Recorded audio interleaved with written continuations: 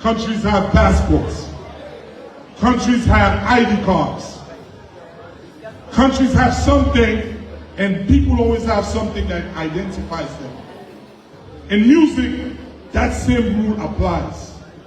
And then something struck me that we have to have our own identity that embodies our own culture, our own instruments, our own music, and our own stories. That's the way the sound that I just presented, called Soul Vibes, that's how it came about.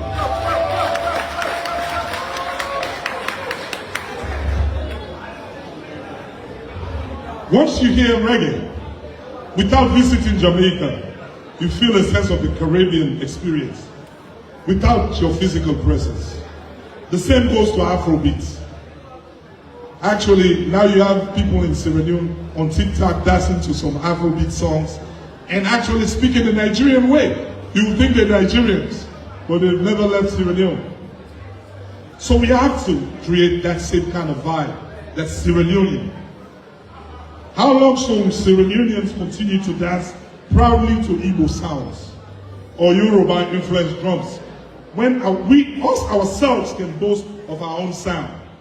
The bubu, the gumbe, the keleng, or the unique sound of the late great Salia Kuma, or the great music of Mama Ami Kalon.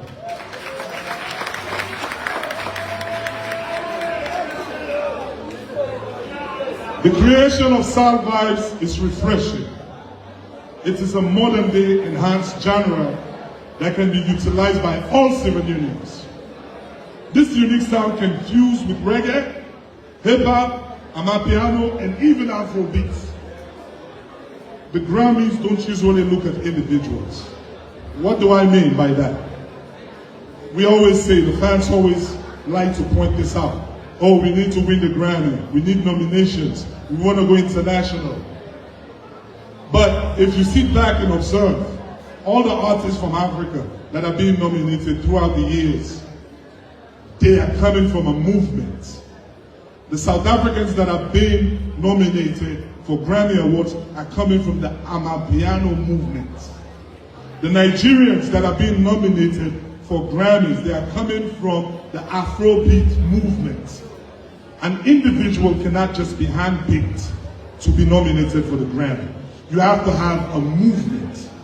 So this is the reason why I started with reggae. There was a movement to hip-hop, a movement created by a conglomerate of people. Soul Vibes has to become the new movement for Sierra Leone. And I'm very impressed by how the public has embraced it. The first sound that we put out, we have several artists that was very willing to jump on it. It's all over social media. But I believe with unity, love, and respect, we can have something finally that we can call our own. Something that we can embrace and proudly bring to the world. So how can we leverage Soul Vibes to modernity, backed up with our tradition and culture and languages? The internet is a great space, it's a great opportunity that we can utilize. The internet has made the world a global market, a global village. But I think our bloggers and our industry are not using the internet positively. We are using the internet to antagonize each other, to attack each other, to destroy each other, to crack jokes. I'm saying this because after I leave this lecture, this public lecture, the headline for tomorrow will be, "Damn, look how they sweat that stage." That's the only thing they will pick out of this public lecture. So that notion and that mindset has to change. We have to be intentional with that. You know, we have to be very aggressive and intentional in shifting the narrative.